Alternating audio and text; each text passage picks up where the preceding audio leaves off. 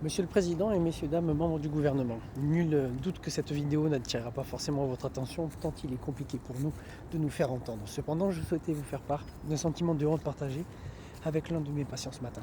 Pour être plus exact, ce sentiment de honte était partagé par le mari d'une de mes patientes suite aux explications de mon retard de ce matin.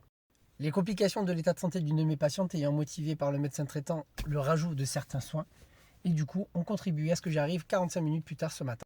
Voulant faire un trait d'humour, cette personne me rajouta que du coup, à cette heure-là, je devais déjà être riche par rapport aux soins que j'avais pu faire.